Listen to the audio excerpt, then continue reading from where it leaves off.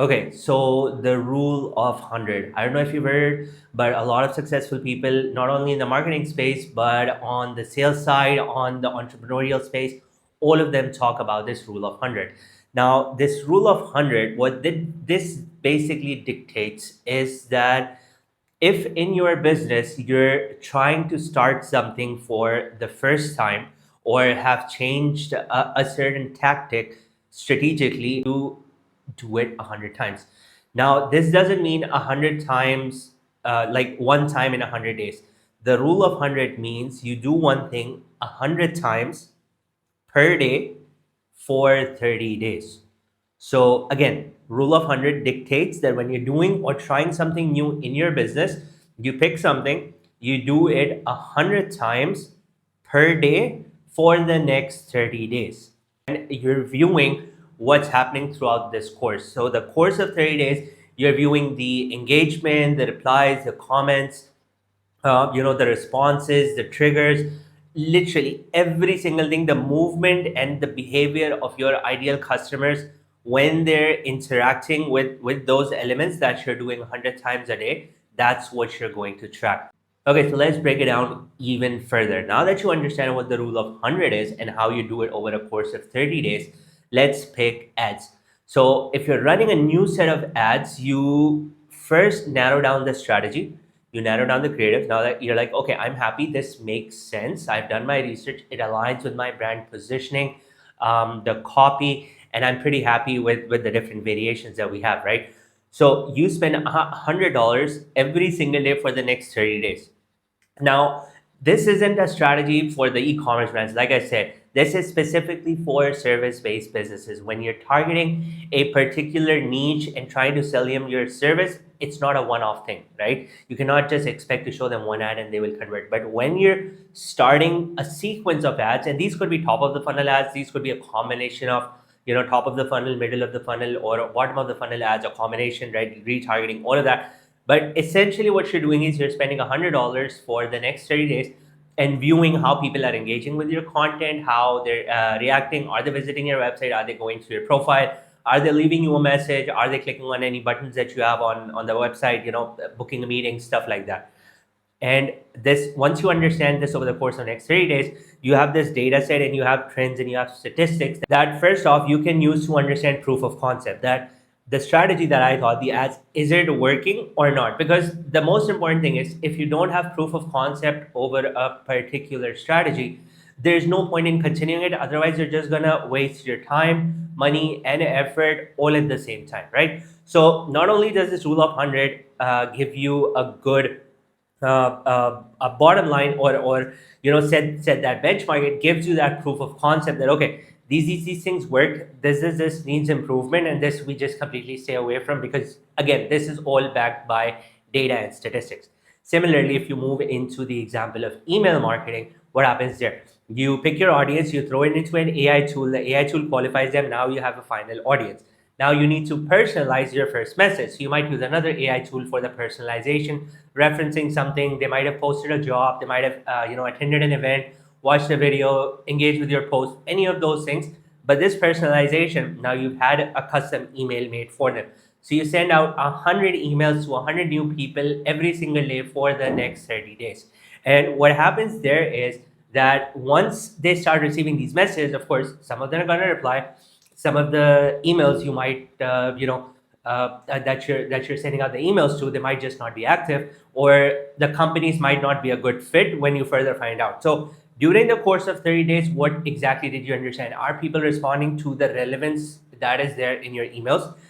Is their company really qualified? That means the AI that did the qualification for you, is it working well? Are they qualified, and are they looking to buy your service? Then the other thing that you're going to be testing out is, are they actually replying? Because if the conversation doesn't start via email, it's not a one-off sell. Like I said, it's not e-commerce. You throw them an email, they're like, okay, I like this product, I'm going to go ahead to the checkout page and I'm just going to go ahead and purchase. It doesn't happen like that. So they're going to have a conversation back with you, that back and forth. You see how many messages it takes for you to book a meeting.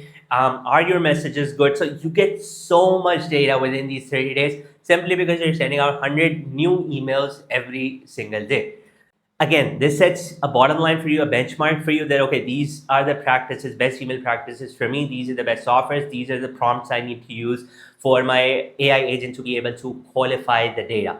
Okay, so this next bit is for video content that you're using to, bring in new people, and this is content that you're posting on social media, right? And you're doing it across multiple platforms. This isn't restricted to one platform. So what you do is you post 3 videos per day, right? Now, and I simple concept would be that you shoot one long piece and you distribute it into 3 short pieces, so you're posting the long form, let's say on YouTube, and you're posting a 3 short versions on all of these other social media channels like Facebook, Instagram, TikTok, and you're converting these 3 shorts into text-based forms, and you're posting them on X, formerly Twitter.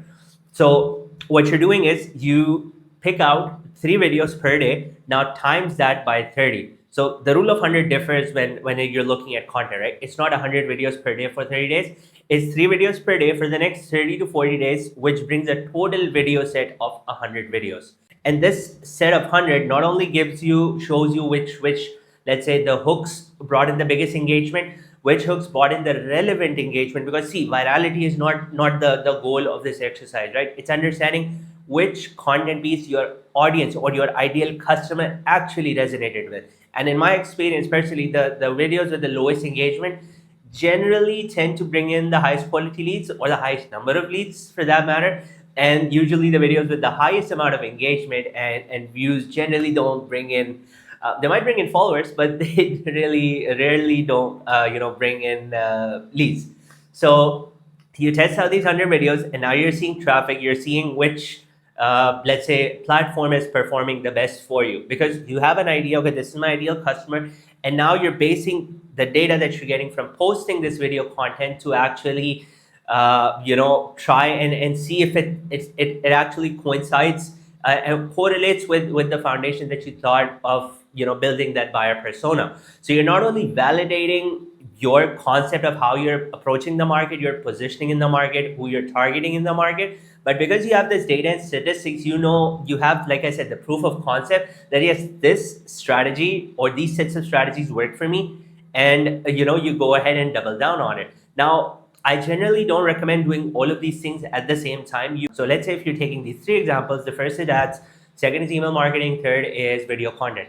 You could do 1 month, the first month videos, the second month you could do ads, and the third month you could do email marketing, because this sequence, the videos bring in relevance or relevant content. So when people approach you through the ads, check out your profile, relevant content is there. And because there's some form of email collection, or you're tracking that activity again through AI powered tools, you're tracking that engagement, you're enriching that data from other AI tools, you're getting the leads, LinkedIn numbers, LinkedIn profiles, their phone numbers, their emails, all of that. And you're finally running that email marketing campaign. You have, like I said, that relevance, you have those triggers, you have that interest that they've potentially shown in your business. So you're testing out all of these 3 different things, 1 month, 1 month, 1 month, in that order. And that data set that you eventually gather at the end of the day, that is so powerful. Not only does it share insights into your audience, it helps you understand how much of that audience that you're attracting is actually your ideal customer. Is that proof of concept, did you achieve that proof of concept and market validation that your service is being liked by people? There is a scope for that service. That strategy that you're using to enter the market and approach people digitally, that's working in your favor as well. They like that approach, they're interacting with that approach, and that just sets you up in a more confident position as a business owner, because you understand how people are responding to everything your business has to offer.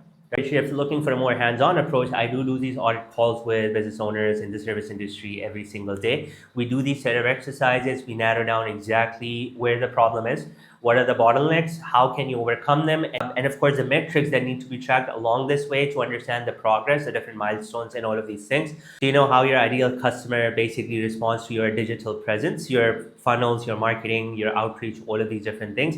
And that predictability actually translates into consistency in your pipeline. And the impact of that consistent high quality leads in your pipeline actually generates to consistent revenue, because you can picture it, right? You can visualize exactly what's happening in your business because it's completely backed up by data and statistics. It's nothing that I said or you said or we assume